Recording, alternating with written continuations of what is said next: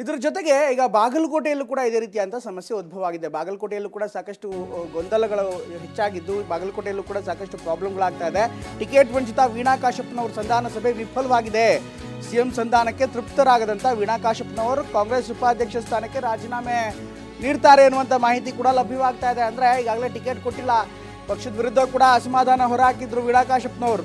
ಕಾಂಗ್ರೆಸ್ ಪಕ್ಷದ ಪ್ರಚಾರದಲ್ಲಿ ಭಾಗಿಯಾಗಲ್ಲ ಎಂದು ವೀಣಾ ಈಗ ನೇರವಾಗಿ ಹೇಳಿದ್ದಾರೆ. ಮುಂದೆ ಸೂಕ್ತ ಸ್ಥಾನಮಾನ ಕೊಡ್ತೀವಿ ಅಂತ ಮುಖ್ಯಮಂತ್ರಿಗಳು ಭರವಸೆ ಕೊಟ್ಟಿದ್ದಾರೆ. ಆದರೆ ಸಿಎಂ ಮನವೊಲಿಕೆಗೂ ಕೂಡ ಮಣಿಯಾದಂಥ ವೀಣಾ ಕಾಶಪ್ಪನವರ್ ಪತ್ನಿ ನಿರ್ಧಾರ ಅವರಿಗೆ ಬಿಟ್ಟಿದ್ದು ಅಂತ ಪತಿ ಕಾಶಪ್ಪನವರು ಹೇಳ್ತಿದ್ದಾರೆ. ಒಟ್ಟಿನಲ್ಲಿ ಎಲ್ಲ ಬೆಳವಣಿಗೆ ಏನಿದೆ ಸಾಕಷ್ಟು ಗೊಂದಲದ ಗೂಡಾಗ್ತಾ ಇದೆ. ಕಾಂಗ್ರೆಸ್ ಪಕ್ಷದಲ್ಲೂ ಕೂಡ ಟಿಕೆಟ್ ಹಂಚಿಕೆ ಬಳಿಕ ಅಥವಾ ಟಿಕೆಟ್ ಘೋಷಣೆ ಬಳಿಕ ಸಾಕಷ್ಟು ದೊಡ್ಡ ಪ್ರಮಾಣದಲ್ಲಿ ಬಂಡಾಯ ಎದ್ದೇಳ್ತಾ ಇದೆ. ಬಂಡಾಯದ ಬಿಸಿ ನಾಯಕತ್ವಕ್ಕೂ ಕೂಡ ತರ್ತಾ ಇದೆ. ಹೀಗಾಗಿ ಪ್ರತಿದಿನ ಬಂಡಾಯ ನಾಯಕರನ್ನು ಕರೆದು ಮಾತನಾಡಿಸುವಂಥ ಕೆಲಸವನ್ನು ಮುಖ್ಯಮಂತ್ರಿ ಮತ್ತು ಉಪಮುಖ್ಯಮಂತ್ರಿ ಮಾಡ್ತಾ ಇದ್ದಾರೆ.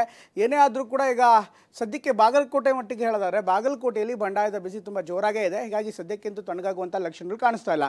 ಇನ್ನು ನಿನ್ನೆ ಕರೆದಂಥ ಸಭೆಯಲ್ಲೂ ಕೂಡ ಅವರು ತೃಪ್ತರಾಗಿರಲ್ಲ ವೀಣಾ ಕಾಶಪ್ಪನವರು. ಯಾಕೆಂದರೆ ಅವರಿಗೆ ಕೊಟ್ಟಿರುವಂಥ ಆಫರ್ಗಳೇನಿದೆ ಅಥವಾ ಪರ್ಯಾಯ ಸ್ಥಾನಮಾನ ಕೊಡ್ತೀವಿ ಅಂತ ಹೇಳಿದರು, ಆದರೆ ಯಾವ ಸ್ಥಾನಮಾನ ಅನ್ನೋದು ಕೂಡ ಅವರು ನೇರವಾಗಿ ಎಲ್ಲೂ ಹೇಳಿಲ್ಲ.